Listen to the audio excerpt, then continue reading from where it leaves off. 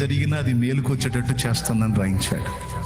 ఈరోజు కీడును అనుభవిస్తున్న నీకు, నీవు అనుభవించే ఈ కీడులన్నీ నీకు మేలులుగా మారుతాయి అనేది లేఖనం చెప్తున్న సాక్ష్యం. కలుగు ఆపదలు అనేకములు అయినను వాటన్నిటిలో నుండి యెహోవా వారిని కాపాడును అని బైబిల్లో రాస్తుంది. నీతి ప్రవర్తన కలిగి నువ్వు ఉంటే నీకు ఏ ఆపద రాదు అని కాదు, నీకు కూడా కొన్ని ఆపదలు తారసిల్లే అవకాశం ఉంది. ఇంకా చెప్పాలంటే చెడిపోయిన వాళ్ళకే ఏం ఉండదు, కానీ నీతిని అనుసరించి జాగ్రత్తగా బతుకుతున్న వాళ్ళకి అన్ని దెబ్బ మీద దెబ్బలు తగులుతుంటాయి. దేవునికి స్తోత్రం. డౌట్ కూడా వచ్చింది. అడ్డదిడ్డంగా బతుకుతున్న వాళ్ళకి ఏమో ఏ నొప్పులు లేవు. ఆ శాలేమన్న చెప్పినట్టు అంత మంచిగా బతకాలా, ఎంత మంచిగా బతకాలా, అంత నీతిగా బతకాలా, ఎంత నీతిగా బతకాలని నీతంటే నా బతుకు ఎట్ట తగలబడింది అని నువ్వు అనుకోవచ్చు. కొంతమందిని చూసినప్పుడు నీకు సందేహం రావచ్చు. దానికి నా సమాధానం ఏంటంటే, దేవుడు కొన్ని కారణాలను బట్టి నిన్ను ఆ పరిస్థితుల్లోకి తీసుకెళ్ళి ఉండొచ్చు. వాటిలో మొట్టమొదటిది ఏంటంటే, నీ మనస్తత్వములో మార్పు వచ్చిద్దా, నువ్వు అంతే ఉంటావా? మేలు చేసి నువ్వు కీడులో పడతావు, అవతల వాళ్ళకి మేలు చేసి నువ్వు కీడులో పడతావు. నీకు డౌట్ వచ్చింది, ఇదేంది నేను మంచి చేసి నేను ఇబ్బందులు పడుతున్నానేంది అని. కొంతమంది ఏమనుకుంటారో తెలుసా? అబ్బాయి న్యాయానికి కూడలేదురా, మంచికి పోతే చెడులు ఎదురొస్తున్నాయి కాబట్టి ఇక మనం మంచిగా ఉంటే కుదరదు, మనం కూడా రివర్స్ అవ్వాల్సిందే, మనం కూడా వాళ్ళకంటే దరిద్రంగా తయారైతేనే అని నువ్వు దరిద్రంగా మారుతావా? లేకపోతే వంచనకు గురైనా, అన్యాయాన్ని పొందినా, నీతిగా నిలబడి నష్టపోయినా నీ తత్వాన్ని మార్చుకోకుండా నువ్వు స్థిరంగా ఉంటావా అనే ఒక ఎగ్జామ్ కోసం, ఒక పరీక్ష కోసం దేవుడు నీకు కొన్ని శ్రమలను అనుమతించే అవకాశం ఉంది. మరి చూసుకోవద్దా నీ నాణ్యత ఏందో? ఇప్పుడు నీ సంబడం ఏం తేలాలి కదా దేవునికి. అందుకోసం రివర్సల్ ఎదురయ్యేటట్టు అనుమతిస్తాడు. తెలియకుండా రావు, తెలిసే వస్తాయి ఆయనకి. ఏమన్నా అర్థమవుతుందని నేను చెప్పేది? అలా ఖచ్చితంగా టెస్ట్ చేస్తాడు ఆయన. ఇప్పుడు నువ్వు ఎలా ఉండాలంటే చెబుతున్నా, నేను మంచి చేస్తే నాకు ఇట్లా అయింది కాబట్టి నేను కూడా ఇక చెడిపోతా అని నేను మారితే నీ వ్యక్తిత్వం, నువ్వు కనపరిచిన నీతంతా కూడా టెంపరీ అన్నమాట, తాత్కాలికం. అన్ని సజావుగా సాగినప్పుడు నువ్వు నీతిమంతురాలు, పరిస్థితులు బెడిస్తే రివర్స్ అవుతావు నువ్వు. కానీ దేవుని వాక్యం ఏం చెబుతుందో తెలుసా? బలురక్కసి చెట్లలో వల్లి పద్మము కనబడినట్లు స్త్రీలలో నా ప్రియురాలు కనబడుచున్నది అన్నాడు. పరమగీతము 2వ అధ్యాయము ఒక్కసారి చూడండి, ఆ మొదటి వచనం నుంచి చూడు. నేను షారోను పొలములో పూయు పుష్పము వంటి దానను, లోయలో పుట్టు పద్మము వంటి దానను, బలురక్కసి చెట్లలో వల్లి పద్మము కనబడినట్లు స్త్రీలలో నా ప్రియురాలు కనబడుచున్నది అని ఆయన అంటున్నాడు. వినండి, ఇక్కడ చుట్టూ ఉన్నాయి బలురక్కసి చెట్లు. ఇప్పుడు ముళ్ళ చెట్టుని మనం ఆప్యాయంగా నిమురుదామా? ఎప్పుడన్నా ముళ్ళ చెట్టుని వెళ్ళి కౌగిలించుకొని చూసారా? ప్రేమగా ముళ్ళ చెట్టుని దగ్గరికి అట్లా ఆదరించారు ఎప్పుడన్నా ముళ్ళ చెట్టుని దగ్గర తీసుకొని ముళ్ళ చెట్టు ఏం ఫీల్ కావా కానీ అన్నావా? ఎక్కడ టచ్ అయిందో అక్కడ కొయ్యటమే దాని పని. దేవునికి స్తోత్రం. బలురక్కసి చెట్లు, ఆ బలురక్కసి చెట్లలో వల్లి పద్మము కనబడినట్లు స్త్రీలలో నా ప్రియురాలు కనబడుచున్నది అనే మాటని కొంచెం ఆలోచిస్తే, చుట్టూ ఉన్న చెట్లు రక్కసి చెట్లు. అబ్బే, నా చుట్టూ ఉన్న సమాజం అంతా రాక్షస చెట్లు ఉన్నాయి, ఇక్కడ నేను వల్లి పద్మంలాగా నెమ్మదిగా, మెల్లగా, సాఫ్ట్గా, దీనంగా, నిర్మలంగా, కోమలంగా, మృదువుగా ఉంటే జనం లెక్క చేయరు, నేను కూడా రఫ్ అయిపోవాలని వల్లి పద్మం కాస్త బలురక్కసి చెట్టు అయ్యిద్దా? లేకపోతే చుట్టూ ఉన్నయన్ని బలురక్కసి చెట్లయి మృదుత్వాన్ని, పరిమళాన్ని, కోమలాన్ని, నిర్మలత్వాన్ని కలిగి ఉన్న ఈ వల్లి పద్మాన్ని ఇబ్బంది పెట్టిన వల్లి పద్మం లాగే ఉంటుందా? ఇది టెస్ట్. ఇది టెస్ట్, ఇది ఒరిజినాలిటీ తేల్చుకోవటానికి. దేవునికి స్తోత్రం, హల్లెలూయా. సమాజం చెక్కిన శిల్పాలని లోకంలో కొన్ని మాటలు విన్నాను నేను. సమాజం చెక్కిన శిల్పాలని. కొంతమంది క్రూరులు ఉంటారు, జైళ్ళలో ఉంటారు. వాళ్ళని ఇంటర్వ్యూ చేసినప్పుడు ఎందుకు నువ్వు ఇంత క్రూరుడుగా తయారయ్యావంటే, వాడు చిన్నప్పటి నుంచి ఏం జరిగిందో మొత్తం చెప్పుకుంటూ వస్తాడు. సమాజం తనని ఎంత ఇబ్బంది పెట్టిందో, తన వారిని ఎంత నష్టపోయాడో, చివరికి సమాజంలో తనకి ఎన్ని రకాలుగా అన్యాయం జరిగిందో దానిని బట్టి తాను ఇలా తయారయ్యాడు సైకోలాగా అని చెప్తాడు. అంటే సమాజం వాళ్ళని చెక్కింది, ఆ సమాజ ప్రభావం వాళ్ళ మీద పడి వాళ్ళు ఫస్ట్లో మృదువుగా ఉన్న తర్వాత రక్కసి చెట్లుగా మారిపోయారు. కానీ ఇక్కడ దేవుని సంబంధంగా మనం ఒకప్పుడు లోకంలో మనం కూడా బలు రక్కసి చెట్లమే, ఇప్పుడు మనల్ని ఆయన రక్తంతో కడిగి వల్లి పద్మాల్లా తయారు చేశాడు మనల్ని. ఇప్పుడు మనకు దేవుడు ఇచ్చిన టైటిల్ ఏంటంటే బలు రక్కసి చెట్లలో వల్లి పద్మం నా ప్రియురాలు. ఎవరు ప్రియురాలు అంటే ఎవరు? ఆమె ఎవరు అనుకోవాకండి, మనమే, సంఘం అంటే నువ్వు నేను. చుట్టూ ఉన్న చెట్లని రాక్షస చెట్లే అయినా సరే వల్లి పద్మం తన తత్వాన్ని మార్చుకోదు. చుట్టూ ఉన్న చెట్లకు ముళ్ళు ఉన్నాయి కాబట్టి నేను కూడా ఇక ముళ్ళు మొలిపిస్తానని ముళ్ళు మొలిపించలేదు. వాళ్ళు ఎలా అయినా ఉండని, నేనైతే నా ప్రభు మెచ్చుకునే వల్లి పద్మంలాగానే నేను ఉంటాను. నేను మేలు చేస్తే కీడెదురొచ్చింది, పర్వాలేదు. నా చుట్టూ ఉన్న చెట్లకు మేలు చేద్దాం అనుకుంటే అవి ముళ్ళ చేత నన్ను గాయపరిచినాయి. కొంతమంది బాధపడతారు, అన్నా అడ్డం ఉన్నానన్నా, అడ్డం ఉండి ఇప్పించా, వాడు అడ్రస్ లేడు, మొత్తం నా నెత్తినే పడింది, మోస్తున్నా, ఇంకా దేర్లా అప్పు అనేవాళ్ళు ఉన్నారు మీలో. మరి ఇప్పుడు ఏమవుతావు నువ్వు? నీకు ఒకటి అడ్డం ఉండి మోసం చేశాడు, ఇక నువ్వు కూడా ఎవరినన్నా అడ్డం పెట్టుకొని నువ్వు కూడా మోసం చేస్తావా? చెయ్యలేవు. నీ తత్వం అది కాదు.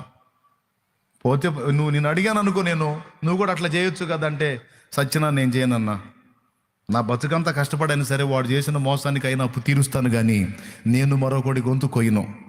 నా దేవుడు దీవిస్తే దీవించాడు, లేకపోతే లేదు. నేను మాత్రం అదరిద్ర పని చెయ్యను. అమ్మా, నువ్వు అంతసేటు నా భర్త నా భర్త నా భర్త అని ప్రేమించి నెత్తిన పెట్టుకొని ఆయనకి ఏం తక్కువ లేకుండా చూసావు, ఇంత దుర్మార్గం చేసి గడ్డి తింటున్నాడు పక్కన. నువ్వు మాత్రం ఎందుకు పవిత్రంగా ఉండాలి, నువ్వు కూడా రక్కసి చెట్లాగా మారిపోమ్మా అంటే వల్లి పద్మం ఏమంటుందో తెలుసా? వల్లి పద్మం ఏమంటుందో తెలుసా? రక్కసి చెట్లను చూసి నేను కూడా అలా మారిపోతే వాళ్ళకి నాకు తేడా ఏముందన్నా? సమాజం కాదు, నన్ను నా ప్రభు చూస్తున్నాడు. అతడు నా విషయంలో అపనమ్మకస్తుడై దుర్మార్గం చేసినా నేను నా నీతిని వదలను. నాకు ద్రోహమే జరిగింది, నాకు అన్యాయమే జరిగింది, ఆఖరికి నాకు తీసుకొచ్చి ఇచ్చే రూపాయి కూడా నాకు ఇవ్వట్లా, అటే పోతుంది మొత్తం. చాకిరీ చేసుకుంటున్నా, ఏ రోజుకి ఆ రోజు కష్టపడి చాకిరీ చేసుకొని తెచ్చుకొని బతుకుతున్నా, పిల్లలకు పెట్టుకుంటున్నానన్నా.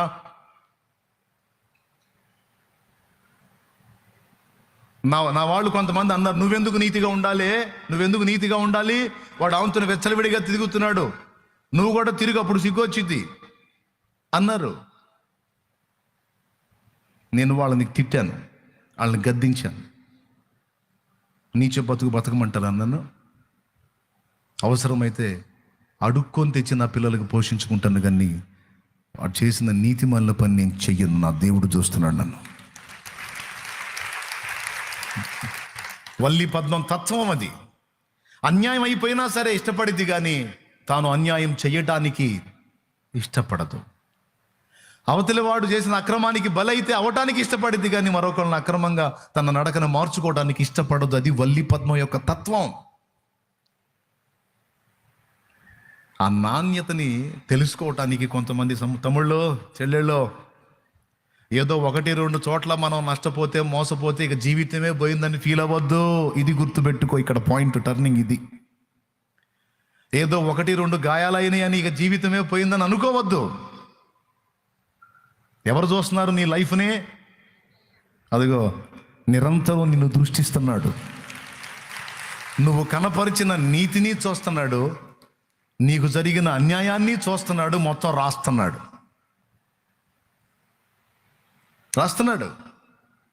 తగిన కాలమందు తప్పనిసరిగా ఆయన నిన్ను హెచ్చిస్తాడు. మేలు చేసిన వారికి, దేవుని దృష్టిలో మంచిగా నడుచుకోవటానికి అలవాటు చేసుకుంటున్న వాళ్ళకి పరీక్ష కోసం కొన్ని రకాల ఎదురు దెబ్బలు రావచ్చు. అవి కొద్దిగా రావచ్చు, గొప్పగా రావచ్చు, లేదా ఏబుకి వచ్చినంతగా రావచ్చు. కానీ ఎన్నొచ్చినా ఏబుకి లైఫ్ మొత్తం అయిపోయిందా? అయిపోలా.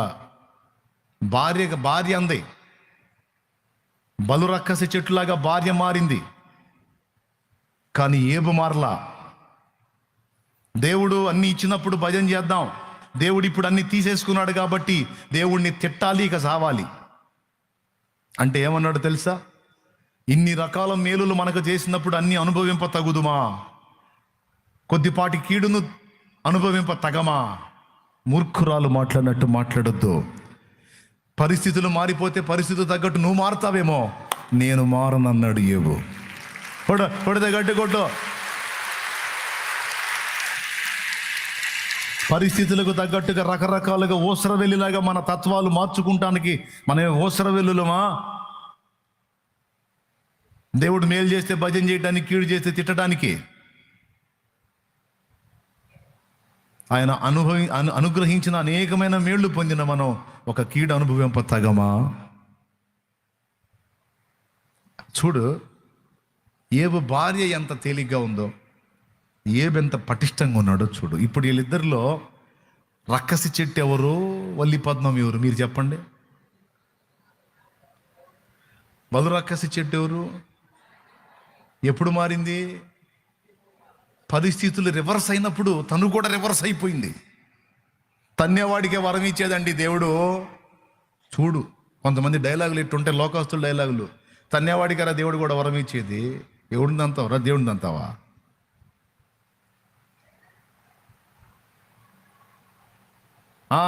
దేవుడికి స్తుతి స్తోత్రం అంటే ఎన్నడో తిడితే అప్పుడు ఎక్కింది చెవికి అని. దేవుడికి రివర్స్ అవ్వని పరిస్థితులను బట్టి ముళ్ళ చెట్టులాగా మారిపోయింది. అక్కడుండి చూస్తున్నాడు, ఏబు తంతమేందో, ఏబు తంతేందో, ఏబు భార్య తంతేందో. మాటలతో కూడా దేవుణ్ణి తృణీకరించలేదంట. ఒక మాట బాణీలా దేవుడి మీద తిట్టమని అన్న ఆమె దగ్గరేమో ఆమెను తిట్టి పంపించాడు. తిట్లా. ఎందుకు తిట్టేదే? నాకు కలిగిన సమస్తము ఆయన దయాదానం. పిల్లలు ఉన్నారు అంటే ఆ పిల్లల్ని నా కడుపునేసింది ఎవరు? నాకు ఇచ్చింది ఎవరు? నా దేవుడు. ఆస్తులు ఉన్నాయంటే నాకు ఇచ్చింది ఎవరు? నా దేవుడు. అంతస్తులు ఉన్నాయంటే నాకు ఇచ్చింది ఎవరు? నా దేవుడు. దాసదాసి జనాంగాన్ని నాకు ఇచ్చింది ఎవరు? నా దేవుడు.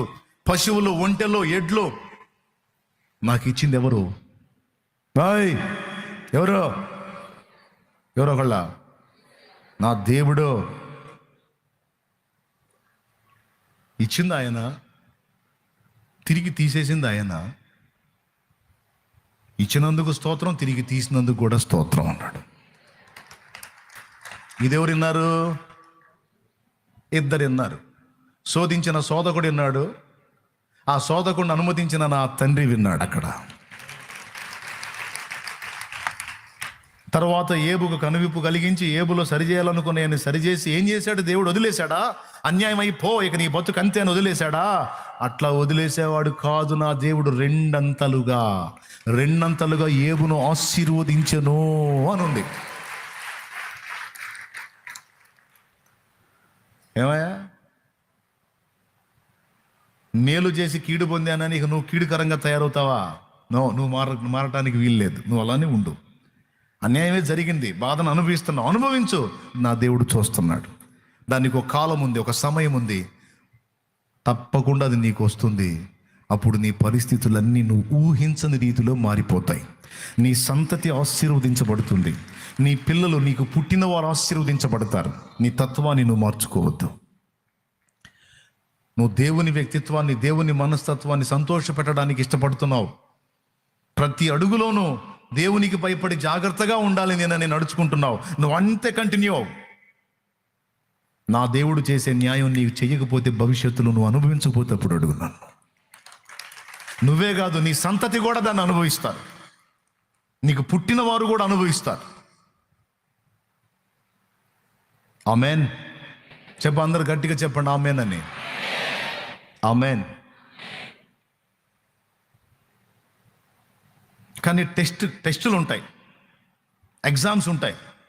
మరి నీ నాణ్యత ఇప్పుడు ఏబు భార్యలాగా మారతావా, లేకపోతే ఏబులాగుంటావా అనేది మాత్రం పరిగణలోకి తీసుకుంటాడు, ఖచ్చితంగా పరిశీలిస్తాడు.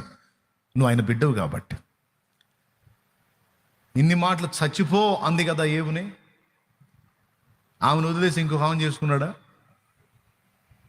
లేదు, ఆమెతోనే మళ్ళీ 10 మంది పిల్లల్ని కన్నాడు ఆయన. ఆమెను విసర్జించలా, ఆమెను ప్రేమించి ఆమెతోనే మళ్ళా జీవితాన్ని జీవించిన నీతిమంతుడు యోబు. ఈ మాటలన్నీ మీకు ఎందుకు చెప్తున్నానంటే, ఈ రాత్రి చాలా దూరాల నుంచి కష్టపడి ఎంతో ప్రయాసతో దేవుని పాదాల దగ్గరికి వచ్చారు. 2 సంగతులు ఇప్పటికి స్పష్టంగా నేను మీకు చెప్పాను. ఒకటి, దేవుడు మన వ్యక్తిత్వాన్ని చూస్తాడు, మన మనస్తత్వాన్ని పరిశీలన చేస్తాడు. మనం ప్రతి విషయంలో ఆయనకు భయపడి అన్ని విషయాల్లో ఇదిగో ఇలా నేను ప్రవర్తిస్తే దేవుడు ఒప్పుకుంటాడా, ఇలా నేను నడుచుకుంటే దేవుడు ఒప్పుకుంటాడా, ఇదిగో ఈ విషయంలో దేవుడు ఎలా అనుకుంటాడని, ప్రతి విషయంలో దేవుడు ఏమనుకుంటాడు, దేవుడు ఎలా అనుకుంటాడు అనే దాన్ని నువ్వు ఆలోచన చేయటం అనేది ఒక ఉత్తమ గుణం. కొంతమంది అంటారు అసలు దేవుడు ఏమనుకుంటాడు, ఇట్లా దేవుడు ఒప్పుకోడు, అట్లా దేవుడు ఒప్పుకోడు, దేవుడు అంటావు, నీకేం మెంటలా అనేవాళ్ళు ఉన్నారు. అంటే అనని, నువ్వు అనాలి ఒకటే మాట, నువ్వు సోది నాకు చెప్పవాకు, నాకు దేవుడే ముఖ్యం, నాకు దేవుడే ముఖ్యం సార్.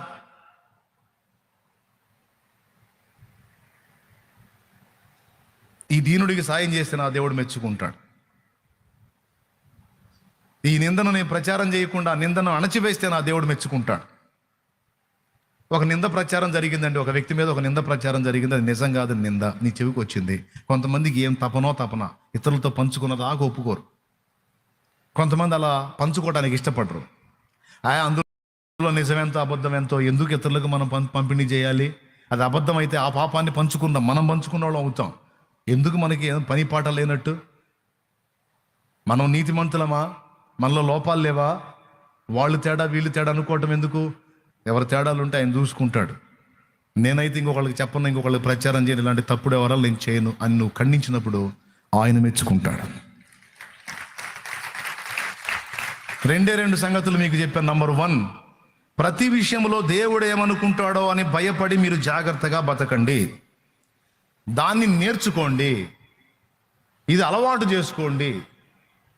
వినటానికి బాగానే ఉంటుంది తమ్ముడు, అన్నయ్య, కూటమి అయిపోయి బయటికి పోయిన తర్వాత బైబిల్ సంఖ్యలో పెట్టి పోతా ఉంటారు చూడు, ఇక మొత్తం ఎటు పోతాయి కొంతమందికి. మళ్ళీ వాళ్ళు ఎలా ఉంటారో అలానే ఉంటారు, మారటానికి ట్రై చేయరు, కొన్ని జీవితాలు అంతే. కానీ కొంతమంది ఉన్నారు జ్ఞానం కలిగిన వాళ్ళు, వాళ్ళ మాటలు తీసుకొని దైవజనుడి నోటి నుండి దేవుడు పలికించిన ఈ మాటలు నేను తీవ్రంగా తీసుకోవాలి, నేను దేవుని విషయాలు తీవ్రంగా తీసుకోవాలి, నేను జాగ్రత్త పడాలి.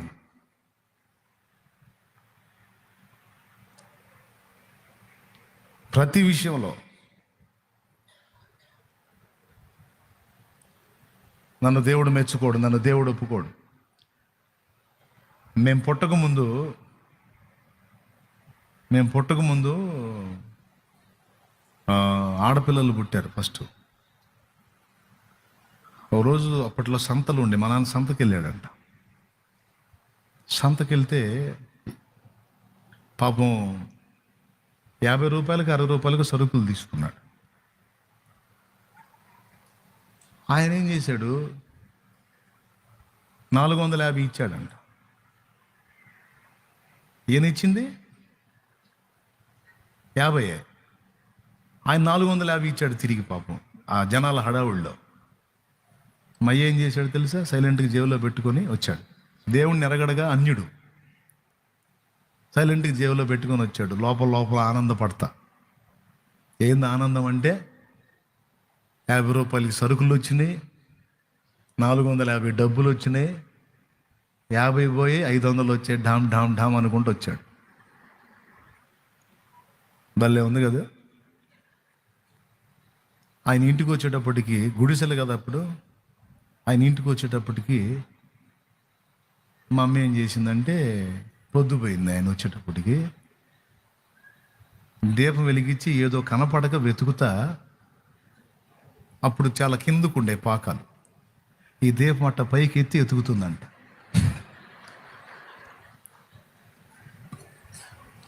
దేవునికి స్తోత్రం. ఆ దీపం పైకి ఎత్తి ఎతుకుతుంది, బాగా అంటుకుంది ఆకులకి, బయటికి పరిగెత్తింది.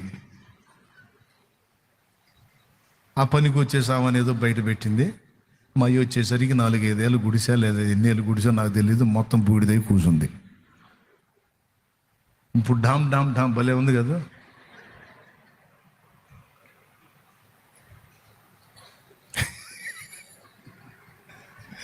$450 ఎక్కడ, 4 ఏళ్ళు గుడిసె ఎక్కడ చెబుతున్నానండి.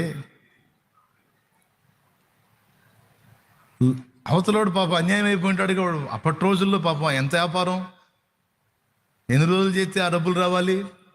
ఆయన జేబులు వేసుకుని వచ్చాడు సైలెంట్గా. అప్పటి నుంచి ఇక వాళ్ళు అన్యులుగా ఉన్నప్పటి నుంచే పాఠం. మా అమ్మ క్లాస్ అన్నమాట మా నాన్నకి, ఎక్కడ కక్కుర్తి పడవ జాగ్రత్త అంటుంటుంది. ఏదైనా దొరికినా సరే తీసుకోదు, ఆయన తీసుకొని ఎవడు పారేసుకున్నాడు, ఏమైంది తీసుకుంటా, వద్దో మనకు పనికిరదు, వద్దు అంటది. ఆవిడని పోగొట్టుకొని పోయినా సరే మనకొద్దు. అది లోకంలో ఉన్నప్పుడు. క్రీస్తు యేసునందు మనం ఉన్నప్పుడు మరి నిశ్చయముగా మనం ఆ విషయంలో మెళకువగా ఉండాలి. అదే నీకు ఒకవేళ అలా ఎవరన్నా పాపం తేడా పడితే, ఒక దేవుని బిడ్డగా నువ్వు ఉండి, అయ్యా నేను ఇచ్చింది ₹50, నువ్వు నాకు 450 ఇచ్చావు, 500 చిల్లర ఇచ్చావు, ఇదిగో తీసుకొని నువ్వు ఇచ్చినప్పుడు ఆ మనిషి ఎంత సంతోషపడతాడో తర్వాత సంగతి, కానీ ఆకాశమందుండి చూచుచున్నవాడు సంతోషపడతాడు.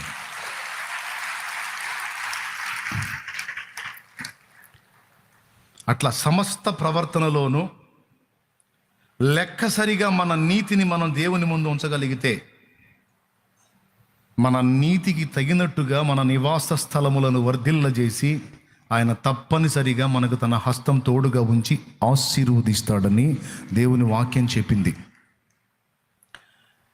అన్న యేసుప్రభుని నమ్మిన తర్వాత ఆయనే మన నీతి కదా, ఇక మన నీతితో పనేంది అంటే, పరలోకానికి నిన్ను చేర్చడానికి ఆయనే మన నీతి కాదని నేను అనట్లేదు. కానీ భూమి మీద మన జీవనానికి, మనం పొందగోరిన ఆశీర్వాదాలకి, రేపు నిత్యత్వంలో బహుమానానికి మన నీతి ప్రవర్తన చాలా అవసరం. చూడండి, యోహాను రాసినటువంటి పత్రిక ఒక్కసారి తీసుకొని బైబిల్లో చూడండి. యోహాను రాసినటువంటి పత్రిక 3వ అధ్యాయము 7వ వచనం ఒక్క అండర్లైన్ చేయండి చాలు. చిన్నపిల్లలారా, ఎవరిని మిమ్మను మోసపరచనీయకుడి, ఆయన నీతిమంతుడై ఉన్నట్టు నీతిని జరిగించు ప్రతివాడును నీతిమంతుడు. అది ఆయన నీతిమంతుడై ఉన్నట్టు నీతిని జరిగించు ప్రతివాడు నీతిమంతుడు. అంటే నువ్వు నిజంగా నీతిమంతుడవై ఉండకూడదు, నీతిని జరిగించాల్సిందే. నేనైనా నువ్వైనా ఆ నీతిని జరిగించడానికి, నీతి కలిగి బతకడానికి మన వంతు కష్టం మనం చెయ్యాలి, మన వంతు ప్రయాసం మనం పడాలి. నేను యేసుప్రభుని నమ్ముకున్న అన్ని పాపాలు ఆయనే మోస్తాడు, ఎట్టబడితే అట్ట బతుకుతానంటే పెందలాడు ఒక దారి అవుతావు, నువ్వైనా నేనైనా ఎవరైనా. ఆయన నీతిమంతుడై ఉన్నట్టు నీతిని జరిగించు ప్రతివాడు నీతిమంతుడు.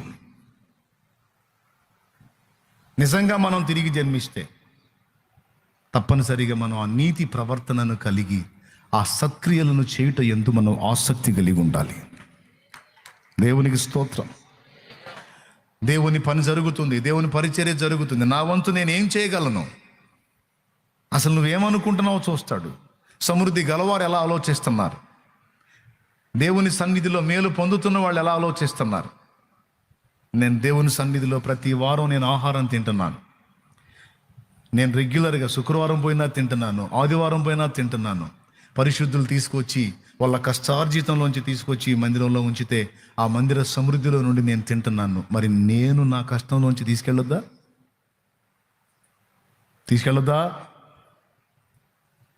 నేను తీసుకెళ్ళాలి. నా ఒక్కదానికి కాదు, నా ఒక్కడి కాదు, ఇంకా 10 మందికి వచ్చేటట్టు తీసుకెళ్ళాలి. నేను అనేక మంది అక్కడ పరిచర్య చేస్తుంటే నేను వారి పరిచర్య పొందుతున్నాను. నేను కూడా పరిచర్య చేయొద్దా? కనీసం ఒక్కసారైనా నేను కనీసం ఒక్క వాష్రూమ్ అయినా నేను శుభ్రం చేస్తాను. మనస్తత్వాలండి, మనస్తత్వాలు. దేవుడు నాకు ఇంత సమృద్ధిని ఇచ్చాడు. ఇంత సమృద్ధిలో నుండి, నాకున్న దానిలో నుండి దేవునికి, దేవుని పనికి, దేవుని పరిచర్యకి ఇదిగో నేను ఇది కేటాయిస్తున్నాను అనగలిగే మనసు నీకుందా? రాసుకుంటాడు అక్కడ. అంటే నీ దగ్గర ఏదో పొందగోరు నేను అడగట్లా. నేను ఆ టైపు కాదని మీకు తెలుసు. ఏం డౌటా? దేవునికి స్తోత్రం. మంది డబ్బులు ఇవ్వడం కాదుగా. ఏదైనా ఉంటే ఇవ్వడాలే కానీ తేండి అనే టైపు కాదు. కానీ మనస్తత్వం కోసం చెప్తున్నా. ఇలాగున సేవకులకైనా, విశ్వాసులకైనా, పరిచారకులకైనా, పరిచారకురాళ్ళకైనా, విశ్వాసురాండ్రకైనా, ఇక్కడున్న వాళ్ళకైనా, లైవ్లో ఉన్న వాళ్ళకైనా స్పష్టంగా చెప్పిన 2 సంగతులు. ఒకటి, నీతి క్రియలు చేయడం, నీతిని జరిగించడానికి మన వంతు మనం జాగ్రత్త పడాలి. దేవుడు చూస్తున్నాడు అని అన్ని విషయాల్లో మన వ్యక్తిత్వాన్ని బ్యాలెన్స్ చేసుకోవాలి. అమ్మాయి అంత దుర్మార్గురాలు మెత్త ఆమెతో రాసి రంపాన పెడుతుంది. ఏం తెగ సేవలు చేస్తున్నావు ఆమెకి? ఏంది అంత సేటు గౌరవిస్తున్నావు? ఏంది ఆమెనే? ఆమె రాక్షస అయితే నేను కాదుగా. నేను దేవుని బిడ్డనే. ఆమె చేసిందని నేను దుర్మార్గం చేస్తే దేవుడు ఎట్ట మెచ్చుకుంటాడు నన్ను? ఇక ఆమెకి నాకు తేడా ఏముంది? నన్ను ఏడిపించేదైనా సరే, నేను చేయదగ్గ మేలు ఆమెకి చేస్తాను. ఇది నా దేవుడి లెక్క.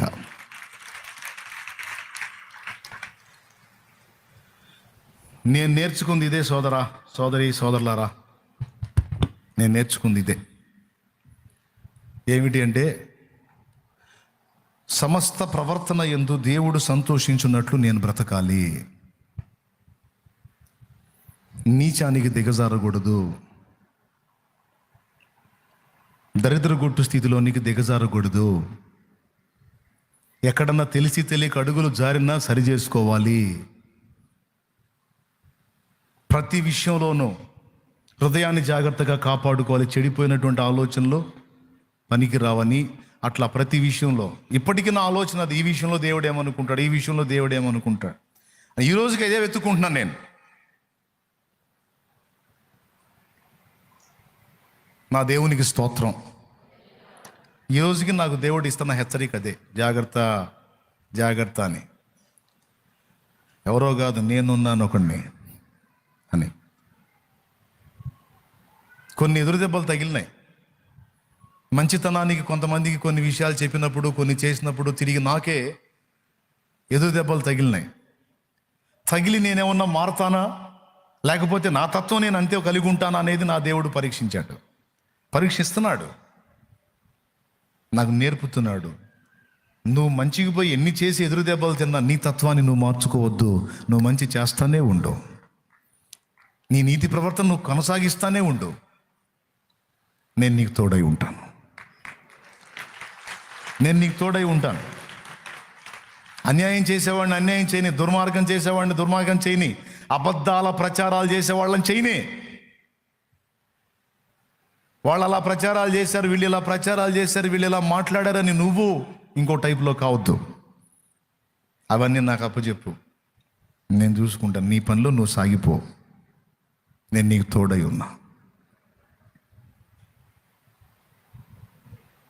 ఓరే నాయన, గుంపు అయితే ధ్వజం ఎత్తారు నా మీద, ఓర్వలేక, అసూయతో. ఇప్పటికీ కొందరు తిప్పలు పడుతూనే ఉన్నారు. ఎట్లన్నా నన్ను డ్యామేజ్ చేయాలి. వాళ్ళ బొంద ఏది నన్ను డ్యామేజ్ చేసి? ఇది ఏమన్నా నాదే? సంఘం ఎవరిది? ఆయన స్వరక్తం ఇచ్చి సంపాదించినది. నేను కలిగి ఉన్నదంతా ఎవరిది? ఆయనది. నేను చేస్తున్నంత ఎవరిది? దేవుని పని.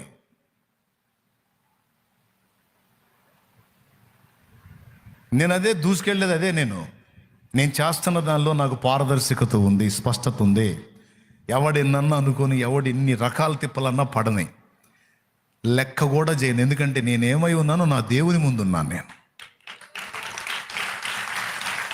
ఎవడు ఎన్ని రకాల మాటలు మాట్లాడితే నాకేంది, ఎవడు ఎంత ఘోషిస్తే నాకేంది, ఎంత మొత్తుకుంటే నాకేంది? నా దీపాన్ని వెలిగించిన వాడు నా ప్రభు. ఆర్పితే ఆయన ఆర్పాల, ఇంకా ఎవడు ఆర్పడు. నా ఎదుట తలుపులు తీసింది నా ప్రభు, వేస్తే ఆయన ముయ్యాలా వెయ్యాలా, ఇక దాన్ని ఎవ్వడు ముయ్యలేడు వెయ్యలేడు. కాబట్టి డోంట్ కేర్. ఈరోజు సమస్త ప్రవర్తనలో అదే వెతుక్కుంటున్నా, లోపాలుంటే దిద్దుకుంటున్నా, జాగ్రత్త పడుతున్నా, దేవుని శక్తి అడుగుతున్నా. ఏమని అడుగుతున్నాను తెలుసా? ఒక్కటే నిన్ను అడుగుతున్న వరము దేవా, వెండి బంగారాలు ధనగనక వస్తువాహనాలు కాదు, నీ ఎదుట నిన్ను సంతోషపెట్టే విధంగా బతకడానికి కావలసిన శక్తి నాకు ఇవ్వు, జ్ఞానాన్ని నాకు ఇవ్వు, నీ చిత్తం చేసేటువంటి కృప నాకు ఇవ్వమని అడుగుతున్నా. ఆమేన్. మరి మీరేం అడగాలనుకుంటున్నారు? మీ ఇష్టం. వినండి, ఇలాగ నువ్వు నీతి ప్రవర్తన కలిగి దేవుని కోసం బతకటం మొదలుపెట్టిన తర్వాత అయిపోయింది. ఇక నేను ముగిస్తున్నా, లేచానుగా, డౌట్ లేదు. ఇక ఇలా నువ్వు నీతిగా దేవుని కొరకు బ్రతకటం మొదలుపెట్టిన తర్వాత నీకు శోధనలు కలుగుతాయి. ఇప్పుడు ఆల్రెడీ అందులోనే ఉన్నావు, నువ్వు ఎదుర్కొంటున్నావు, నాకు తెలుసు. ఆల్రెడీ కొన్ని ఎదుర్కొంటున్నావు, అనుభవిస్తున్నావు. అయితే భయపడవాకు. నీ ప్రవర్తన నువ్వు జాగ్రత్తగా దేవుని ముందు అలానే కాపాడుకొని నడుచుకో. నీకు ఈరోజు కీడుగా పరిణమించినవన్నీ కూడా తప్పనిసరిగా రానున్న దినాల్లో నీకు మేలులుగా మారకపోతే అప్పుడు అడుగు. నేను చెప్పడంగా నువ్వే సాక్ష్యం ఇస్తావు. నిన్ను పరీక్షించిన తరువాత, నిన్ను పరీక్షించిన తరువాత నువ్వు క్వాలిఫై అయితే దేవుడు నీతిమంతులకు దాచిపెట్టినవన్నీ నీకు వస్తాయి. ఏమేమి రాశాడు? తన దృష్టికి ఇష్టమైన వాళ్ళకి ఏమేం చేస్తానని రాశాడో తెలుసా? నేను వాళ్ళకి జ్ఞానాన్ని ఇస్తా, తెలివినిస్తా, ఆనందాన్ని ఇస్తానని రాశాడు గ్రంథంలో. అంతేకాదు, వాళ్ళ కోసం కూడబెట్టే పని పాపాత్ములకు అప్పగిస్తా, వాళ్ళు కష్టపడి కూడబెట్టి వీళ్ళకి అందిస్తారు. ఆ చాకిరి వీళ్ళకు ఉండదు. అర్థమైందా? పాపాత్ముల ఆర్జితం వీళ్ళ చేతికి వచ్చేటట్టు నేను చేస్తాను అంటాడు ఆయన. 2, మూడవది, మీరు వేకువనే లేచి చాలా రాత్రి అయిన తర్వాత పండుకొనుచు మీ చేతుల కష్టార్జితమైన ఆహారం తినుచునుండుట వ్యర్థమే. తన ప్రియులు నిద్రించుచుండగా ఆయన వారికి ఇచ్చుచున్నాడని 127వ కీర్తన 2వ వచనం నుంచి మీరు చూస్తే ఇలా రాస్తుంది. మీరు వేకువనే లేచి చాలా రాత్రి అయిన తరువాత పండుకొనొచ్చు, కష్టార్జితమైన ఆహారం తినుచుండుట వ్యర్థమే. తన ప్రియులు నిద్రించుచుండగా ఆయన వారికి ఇచ్చుచున్నాడు. దేవునికి స్తోత్రం కలుగును గాక. ఓకేనా? నువ్వు దేవుని ముందు నీ ప్రవర్తనను బ్యాలెన్స్ చేసుకో తమ్ముడు. అందరూ జాబ్ కోసం తిప్పలు పడి తిరుగుతా పాపం కష్టాలు పడుతున్నారేమో. నేను చెబుతున్నా, నువ్వు దేవుని ముందు నీ ప్రవర్తనను జాగ్రత్త చేసుకొని, ఎదురు దెబ్బలు తగిలినా సరే నీ క్రమాన్ని నువ్వు అనుసరించి నువ్వు జాగ్రత్తగా దేవుని ముందు నీ ప్రవర్తనను కాచుకో.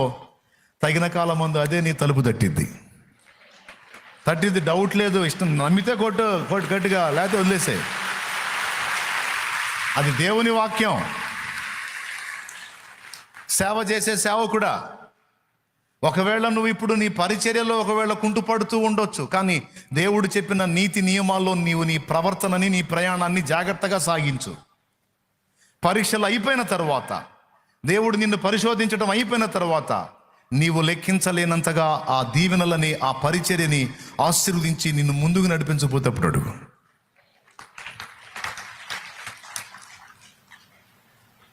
కానీ బుద్ధిలో లోపాలు లేకుండా జాగ్రత్త పడాలి. కక్కుర్తి బుద్ధి, ప్రలోభపు బుద్ధి, వ్యసనపు బుద్ధి, కుళ్ళుబోతు బుద్ధి, ఇంకో బుద్ధి ఏంది? లోభి బుద్ధి. ఈ దరిద్రాలు లేకుండా జాగ్రత్త పడాలి. సేవలో నీకంటే వెనకొచ్చినోడు ముందు పోతే వ్యసన పడొద్దు. దేవా, వానిని దీవించావు నా సహోదరుడు, నన్ను కూడా క్రమంలోనే దీవిస్తావు, నీకు స్తోత్రం. నేనేం వ్యసన పడను తండ్రి, వారికి ఇచ్చిన కృప వారిది, నాకు ఇచ్చే కృప నాది, నీకు స్తోత్రం అనుకో. నిన్ను కూడా వాడుకుంటాడు నా తండ్రి. నీ బాధ ఏంది? ఆస్తులు కాదు, ఆత్మలేగా. ఆత్మలు రక్షించాలనేగా, అనేక మందిని రక్షించాలనేగా. నా దేవుడు నీకు ఆ కృపను ఇస్తాడు. చాలా స్పష్టంగా దేవుని వాక్యంలో తన ప్రియులు నిద్రించుచుండగా. ఏమండి, ఏ ఊళ్ళండి మీ? ఎన్ని ఊళ్ళండి? అసలు ఎంతెంత దూరాల నుంచి వచ్చారండి? ఎన్ని ప్రాంతాలండి? ఏందండి నిద్రపోకుండా? ఏందండి ఇది? అసలు ఏంది జర్నీలు? ఇంతంత జర్నీలు ఏందండి? నిన్న బయలుదేరి వచ్చారు మీరు. నిన్న ఎట్లాగండి? నేనే ఫోన్ చేశాను మీకు, కనీసం ఉత్తరం రాశానా? సెల్ ఫోన్ నేను మెసేజ్ పెట్టానా? ఎట్లాగండి? ఆయన మాట్లాడాడండి మీతో. నువ్వు రెడీగా చల్ బయలుదేరు. ఎక్కడికి? చిలకలూరుపేట. ఎక్కడికి? చిలకలూరుపేట. చిలకలూరుపేట ఏమన్నా పుణ్యక్షేత్రం ఏంది? మరి ఎందుకు బయలుదేరలేదు? అవును, ఒకప్పుడు అది ఏమో తెలియదు, కానీ ఇప్పుడైతే అది దేవుని సన్నిధి దానిలో ఉంది. హల్లెలూయా చెప్పు, హల్లెలూయా చెప్పు గట్టిగా. ఎట్లా సాధ్యం ఇదంతా? నేనేమన్నా మీ ఇంటికి వచ్చానా? ఒక పూట మీకు పరిచర్య ఏమన్నా చేశానా? మొహమాటానికి ఏమన్నా వచ్చారా? ఏలే, ఒకటే మోకాళ్ళు వేసి ప్రార్థన చేసి ఈరోజు ఎవరికి చెప్పాలో పంపించవాయా అని చెప్తాం. నువ్వు సిద్ధపరిచిన వాళ్ళు నడిపించవాయా అని చెప్తాం. ఆయన మాట్లాడతాడు, తన ప్రియులు నిద్రించుచుండగా ఆయన వారికి ఇచ్చుచున్నాడు అని రాస్తుంది. మనం పరిగెత్తితే కాదు, దేవుడు కదలాలి, దేవుడు కార్యం చేయాలి. దేవుడు కదలాలి, కార్యం చేయాలంటే ముందు మన వ్యక్తిత్వాన్ని బ్యాలెన్స్ చేసుకోవాలి. క్యారెక్టర్ లెస్ వ్యవహారాలు ముందు తీసేయాలి. అంటే నేను మంచిగా ఉన్నాను, మంచోడిని కాబట్టి దేవుడు ఈ కార్యం చేశాడు, నన్ను నేను హెచ్చించుకోవటంలా. దేవుని దృష్టికి ప్రియంగా నడుచుకుంటే ఏ పరిధిలో వాడుకోవాలో ఆ పరిధిలో ఆయన వాడుకుంటాడు. అది ఆయన దయ, ఆయన కృప. కానీ ఇందులో మన వ్యక్తిత్వం కూడా బ్యాలెన్స్ కావాలి అని చెప్తున్నాను నేను. చూడ్డా దేవుడు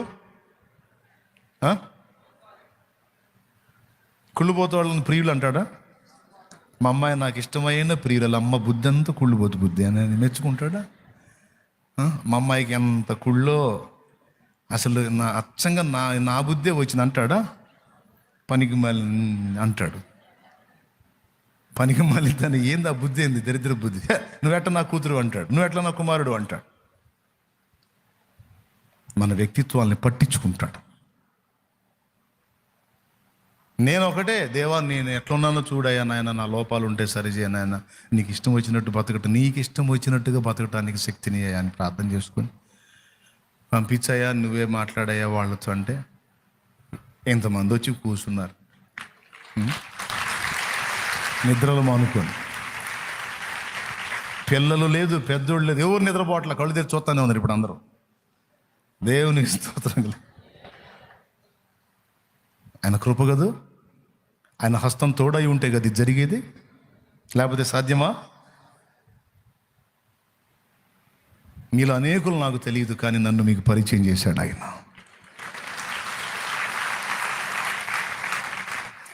సింపుల్గా చెప్పాలంటే ఒకటే, ఆయనకి నచ్చాల మనువా. అది అబ్బాయి, ఆయనకి నచ్చాల నువ్వు.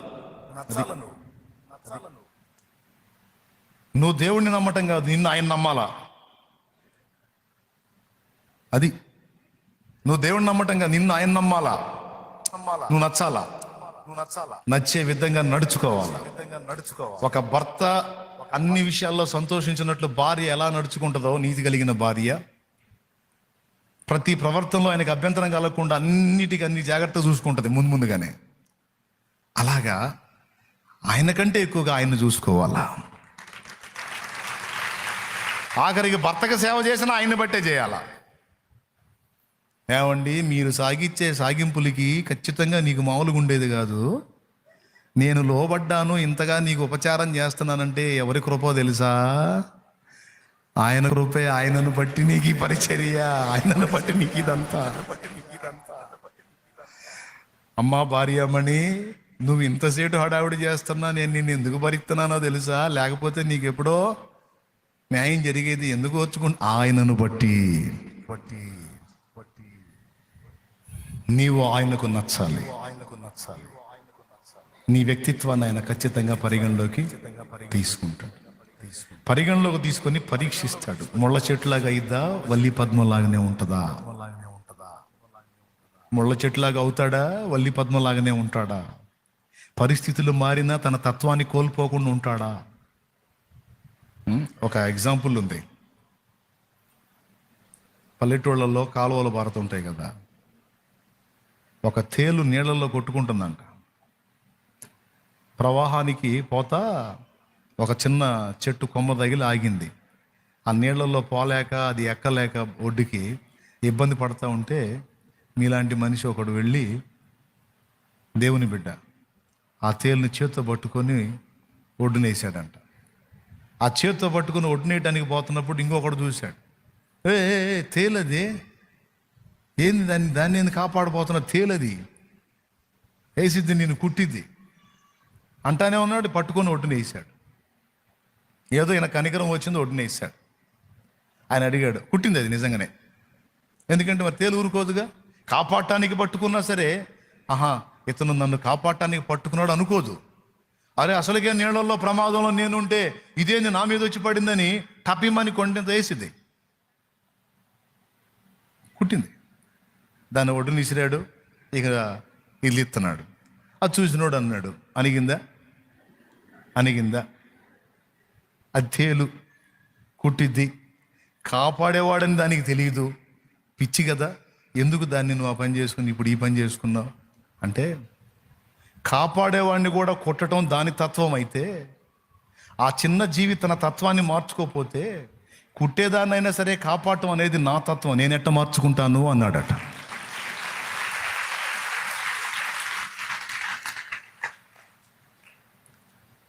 ముళ్ళ చెట్ల మధ్యలో గాయాలు పొందామని మనం ముళ్ళ చెట్లాగా మారుతామా, లేకపోతే స్మూత్గా వల్లి పద్మం ఉన్నట్లు నిర్మలంగా, కోమలంగా, మృదుత్వంగా మన తత్వాన్ని అలానే కొనసాగిస్తామనేది చూసి మనం పాస్ అయితే అబ్రహాంతో మాట్లాడినట్టు మాట్లాడతాడు నీతో. ఎంత కృపనిస్తాడో కూడా ఇక మనం అంచనా వేయలేం. నేను చెప్తున్నా, గ్యారంటీ ఆయన చేస్తాడు సాయం. నువ్వేం జుట్టు బీకోరి గందరగోళం కావాల్సిన అవసరంలా. అబ్బో నా లైఫ్ ఏమైద్దో, అమ్మో నా జీవితం ఏదో, ఓ నా పిల్లలు ఏమవుతారో, నా లైఫ్ ఏ వద్దు. నీవు జీవించు సంవత్సరములన్నిట నీకు ఆయన తోడుంటాడు. సమయం ఆసన్నమైనప్పుడు నిన్ను ఎలాగ సిద్ధపరచుకొని తీసుకోవాలో ఆయన తీసుకుంటాడు. లేదా ఆయన రాకడికే నిన్ను సిద్ధపరిస్తే సిద్ధపరచుకుంటాడు, ఆయన చూసుకుంటాడు. నమ్మితే నేను చెప్పినట్టు సాధన చేయి. ఏందో వాళ్ళ ధర్మం వాళ్ళు చెబుతారు కానీ అవన్నీ మనం మన వల్ల ఇద్దంటావో, ఊరేగు నీ ఇష్టం వచ్చినట్టు నేను చేయగలిగింది ఏం లేదు. లేదన్నా నేను తీసుకుంటాను ఈ పాయింట్స్ అని అంటే పోరాడు. ఇక ఏమేమి సిద్ధపరిచాడంట? జ్ఞానము, తెలివి, ఆనందాన్ని నేను నా బిడ్డలకి ఇస్తాను. అంతేకాదు నెమ్మదిగాను సుఖముగాను గడుచు సంవత్సరములు నీకు ఇస్తాను అన్నాడు. నీవు నిద్రించుచుండగా నీకు కావాల్సిన సహాయాన్ని నా దేవుడు సిద్ధపరుస్తాడు. నీ పిల్లలకు కావాల్సిన సహాయాన్ని నా దేవుడు సిద్ధపరుస్తాడు. ఆయనే చూసుకుంటాడు. ఒక డోర్ క్లోజ్ అయింది అని నువ్వు బాధపడద్దు.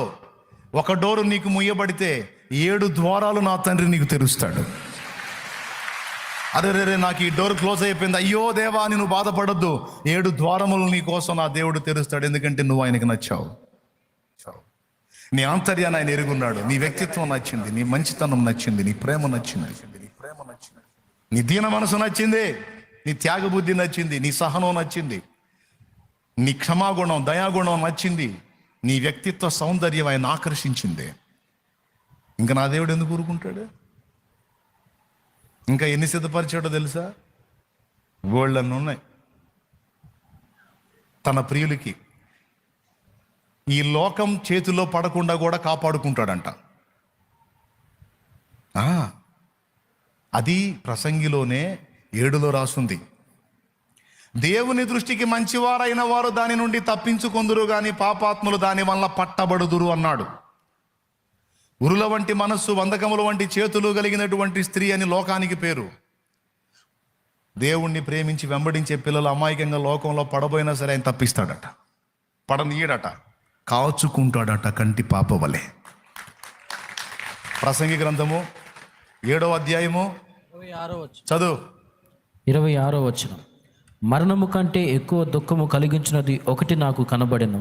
అది వలల వంటిదై ఉరుల వంటి మనస్సును బంధకముల వంటి చేతులను కలిగిన స్త్రీ.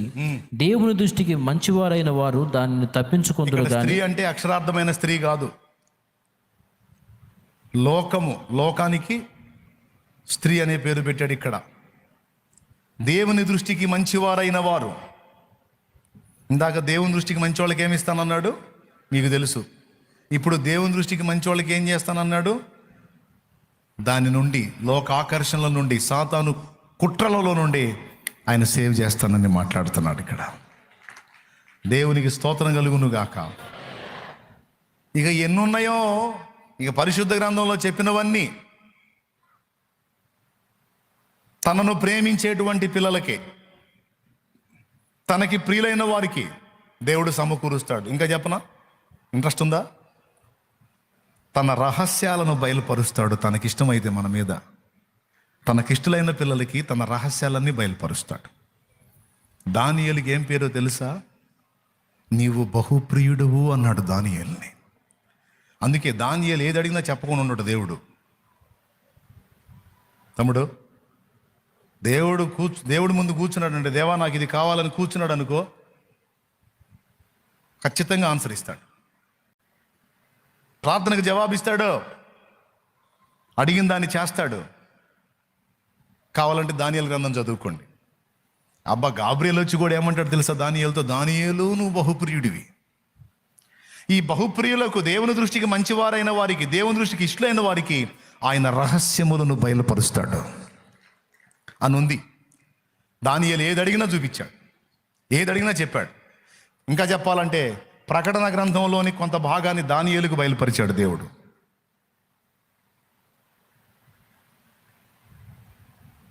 రాజు కన్న కళ రాజు మర్చిపోతే ఆ కళ చెప్పాడు, దాని భావం చెప్పాడు. రాజ్యంలో ఎవడో చదవలేని భాషని దానియేలు చదివాడు. మెనే టేకెల్ ఫార్సిన్ అనే మాట చదివి దానికి అర్థం చెప్పాడు బెల్షస్సరు అనేవాడికి. దానియేలుకు మరుగైనది ఏది లేదు, అన్ని బయలుపరిచాడు దేవుడు, చాలా విషయాలు. ఎందుకు దానియేలుకి అన్ని బయలుపరిచాడు? ఇష్టమండి దానియేలు అంటే దేవుడికి. దేవునికి మహిమ. నిద్ర వచ్చిన వాళ్ళు గట్టిగా చెప్పండి స్తోత్రం. అది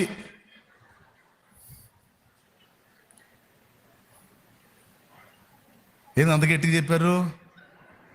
అలవాట్లో పొరపాటు తేడా పడ్డారు.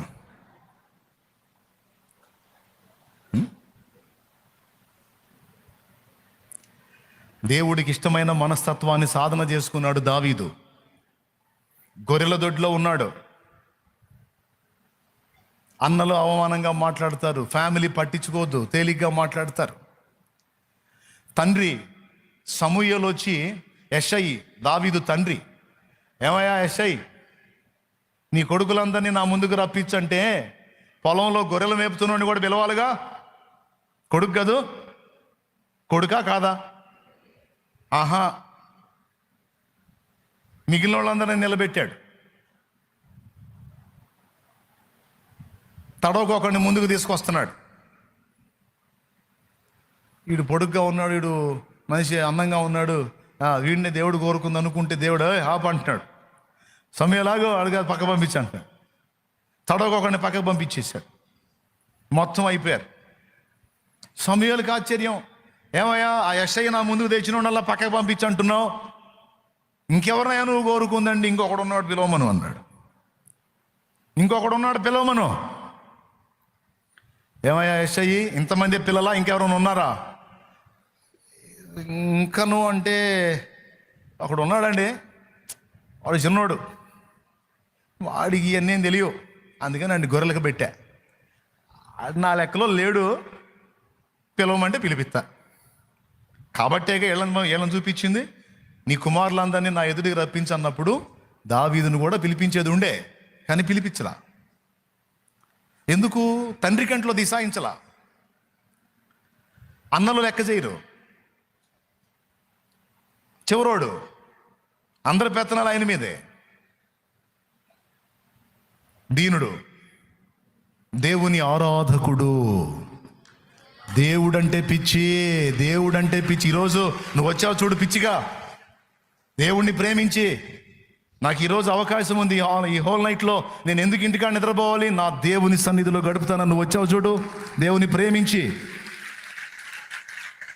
ఇదే పిచ్చి ఆయనకి.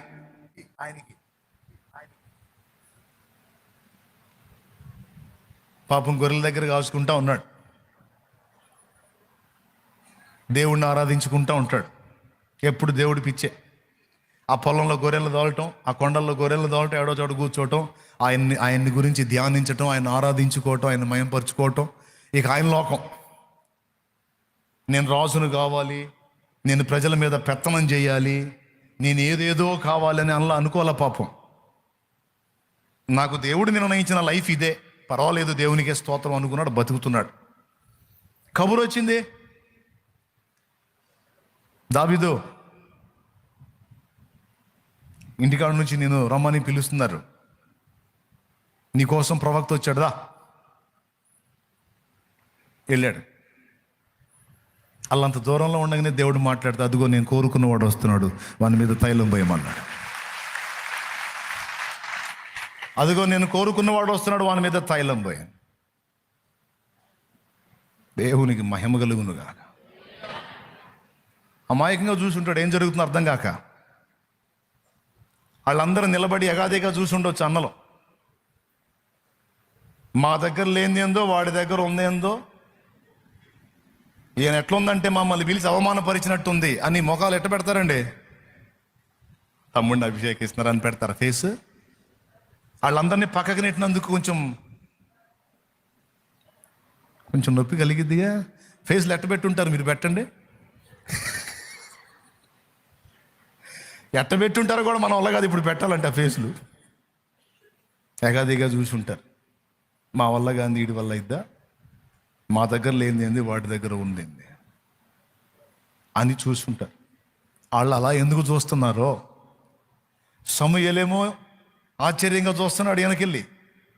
దేవుడు కోరుకున్నాడా? ఈ చిన్నోడిని కోరుకున్నాడా? ఇశ్రాయేలుకి రాజా, సౌలు తర్వాత ఇశ్రాయేలుకు రాజా. ఈ బాలుడు వెళ్తాడా ఇశ్రాయేలునే? ఆయన నిర్గాంతపై చూస్తున్నాడు, తైలం కొమ్ములో నింపుతున్నాడు. నాకు తెలిసి యెషయి వాళ్ళ ఆవిడ కూడా ఆశ్చర్యపోయి చూస్తుండొచ్చు. వీడు గొర్రెలకే సరిగా పనికిరాడు అనుకుంటే వీడిని కోరుకోవటం ఏంది? వీడు రాజైంది. నా దేవుడు నీకు తోడై ఉండి నిన్ను ఆశీర్వదించి నీ తలనెత్తినప్పుడు నీ దీన స్థితిని, నీ పాత గతిని చూచిన వారు ఆశ్చర్యపోయే అనుభవాల్లోకి వెళ్ళిపోతారు.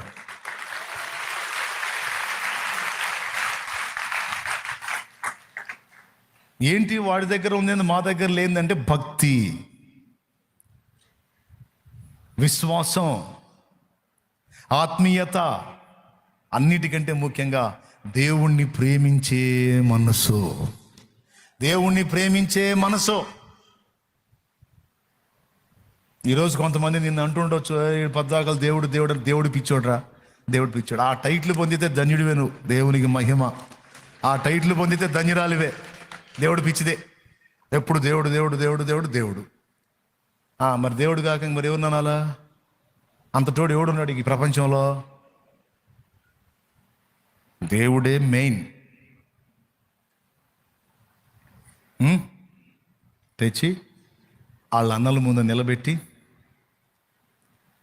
కొమ్ము తైలం తీసుకొచ్చి ఆ చిన్నవాని మీద పోసి, సౌలు పని అయిపోయింది, సౌలు తరువాత ఇశ్రాయేలుకు రాజు ఇతడే అని తైలం పోశాడు. ఎన్నికలేని నన్ను ప్రేమించి, పాళెంలోకి మందసం వస్తుంటే ఎట్లా ఎట్లా ఎట్లా చేశాడు? వస్త్రాలు పోయింది కూడా పట్టించుకోవాలా. నా దేవుని ముందు నేను ఎప్పుడు దీనుడనే. ఇశ్రాయేలుకు నేను రాజునైతే కావచ్చు, ప్రజలకు నేను రాజునైతే కావచ్చు, కానీ నా దేవుని ఎదుట నేను ఎప్పుడు దాసుడనే. ఆయన ఎదుట నేను ఎప్పుడు దాసుడనే.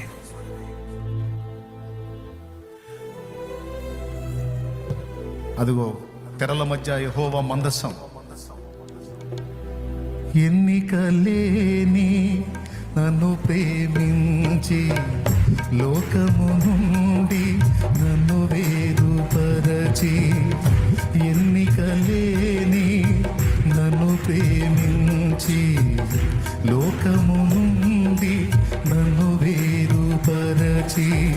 నీ సన్నిధిలో, నీ కౌగిలిలో, నీ సన్నిధిలో, నీ కౌగిలిలో నిత్యము నిలువగా పిలిచావు.